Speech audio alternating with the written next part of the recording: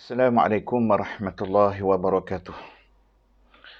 Innal hamdalillah nahmaduhu wa nasta'inuhu wa nastahdihi wa nastaghfiruh. Wa na'udzu billahi min shururi anfusina wa min sayyiati a'malina. Man yahdihillahu fala mudilla lahu wa man yudlil fala hadiya lahu. Asyhadu an la ilaha illallah wahdahu la syarika lahu wa asyhadu anna sayyidana Muhammadan 'abduhu wa rasuluh. Allahumma fassalli wa sallim wa barik ala Muhammad wa ala alihi wa ashabihi wa man da'a bida'watihi wa tamassaka bisunnatihi wa ihtada bihadihi ila yaumiddin, amma ba'.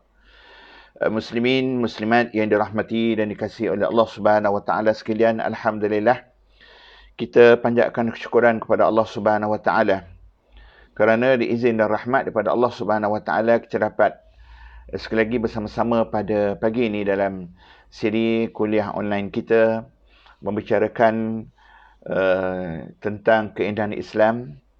Dan di antara keindahan Islam yang akan kita bicarakan pada pagi ini ialah bagaimana Islam bersikap rahmah terhadap orang jahil, bersifat pengasih penyayang kepada orang jahil. Ini adalah di antara ciri-ciri keistimewaan Islam yang perlu difahami dan perlu disedari oleh kita bersama, dan perlu sama-sama kita terjemahkan sifat rahmah ini dalam kehidupan kita seharian. Untuk itu, marilah sama-sama kita merenungi hadis ini, hadis pada pagi ini. An Anas bin Malik bainama nahnu fil masjid ma'a Rasulillah sallallahu alaihi wasallam idh ja'a Arabiyyun faqama yabulu fil masjid faqala ashabu Rasulillah sallallahu alaihi wasallam mah qala Rasulullah sallallahu alaihi wasallam la tuzrimuhu da'uhu fatarakuhu hatta bala.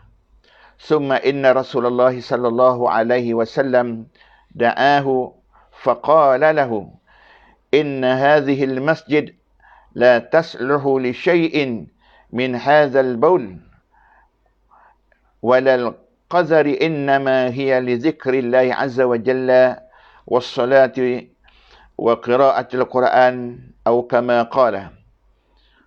كما قال رسول الله صلى الله عليه وسلم.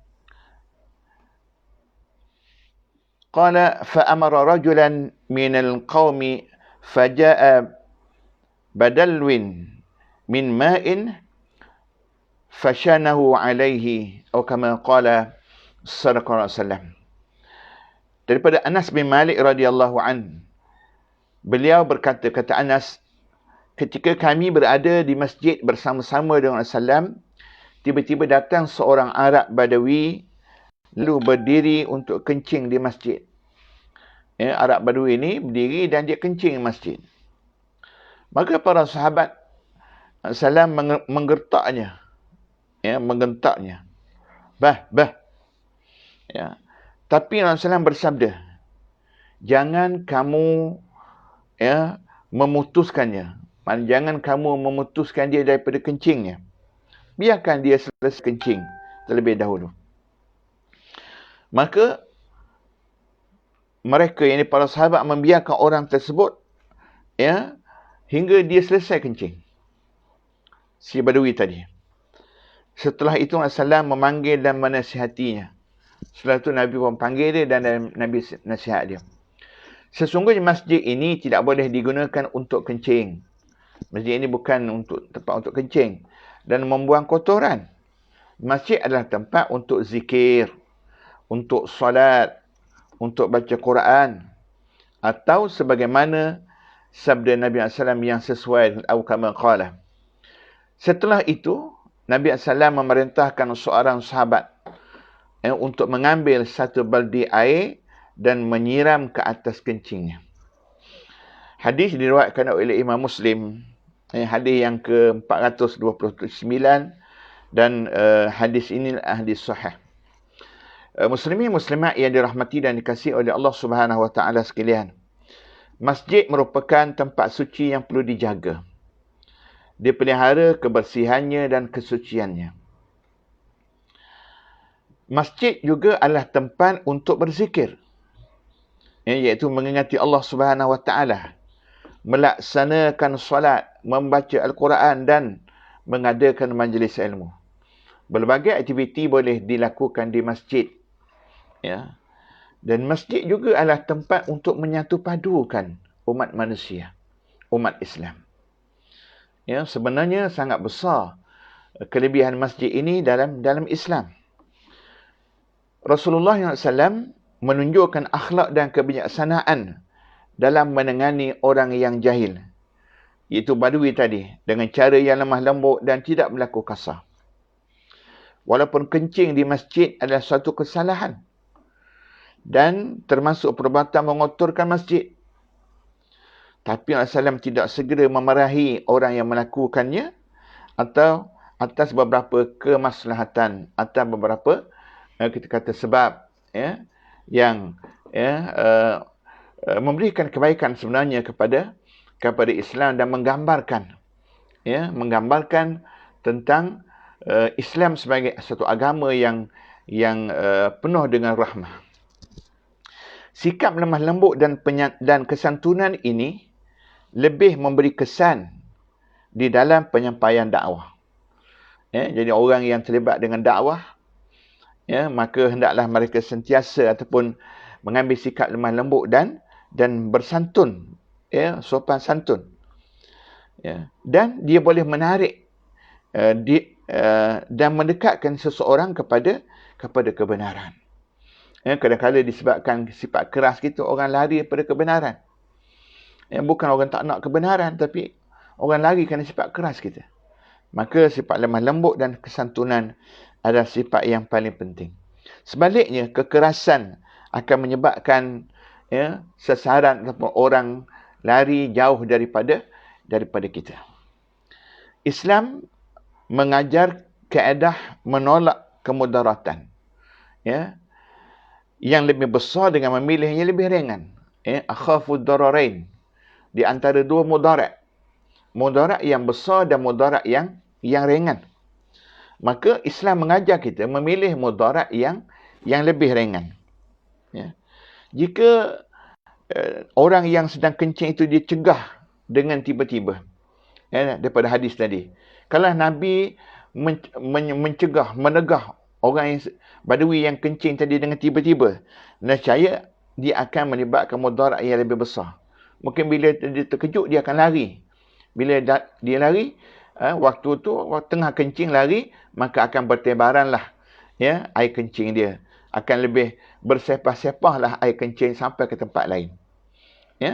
Maka akhirnya najis kencing itu akan tersebar ke satu masjid. Mungkin mengenai pakaian orang, mungkin mengenai tubuh-tubuh orang lain yang ada di situ. Itu mudarat yang lebih besar. Lalu Nabi memilih mudarat yang lebih ringan, biar je dia kencing, biar dia kencing itu setempat saja. Tempat tu tidak merebak ke tempat-tempat yang lain. Kebijaksanaan Rasulullah inilah, dengan tidak memperlakukan Arab Badui tadi dengan cara yang kasar, dengan cara yang keras, akan menjadikan Arab Badui tadi malu. Dan kalaulah Nabi melakukan dengan penuh kekasaran, mungkin orang Arab Badui tadi akan malu, akan marah. Tetapi Rasulullah telah berjaya menasihati dengan lemah lembut dan dengan penuh hikmah kepada Badui tadi. Inilah kebijaksanaan Nabi dalam dakwah yang sepatutnya kita contohi. Kita tidak boleh mencegah satu kemungkaran dengan cara yang salah ataupun terburu-buru. Nak cegah kemungkaran benda yang wajib, benda yang perlu. Tapi lihat kaedah dan caranya. Tidak boleh terburu-buru, tidak boleh menggunakan kaedah yang salah. Juga tidak boleh mencegah keburukan dengan cara yang buruk. Cegah keburukan dengan cara yang buruk, tak boleh. Dia kena cegah kemungkaran dengan cara yang lebih baik. Dengan cara yang lebih baik. Itu yang diajar oleh Islam kepada kita. Kita hendaklah sentiasa dalam tugas dakwah, dalam tugas mencegah kemaksiatan ini meneliti kepada maslahah, kepada kebaikan dan mafsadahnya, keburukan, dengan membuat pertimbangan di antara maslahah dan mafsadah, kebaikan dan keburukan. Yang mana yang lebih utama, yang mana yang lebih kita kata perlu, ya. Jadi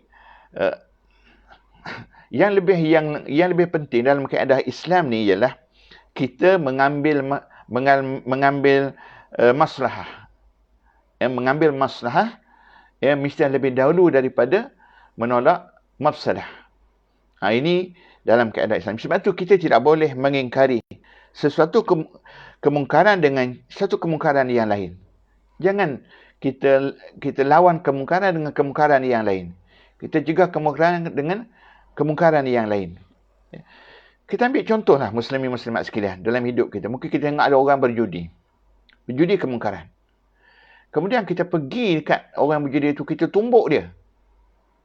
Kita tumbuk dia. Sebab apa? Kita tumbuk dia sebab nak mencegah kemungkaran tadi. Menumbuk dia itu juga satu kemungkaran. Dia akan mengakibatkan kemungkaran yang lain. Mungkin kita akan didakwa.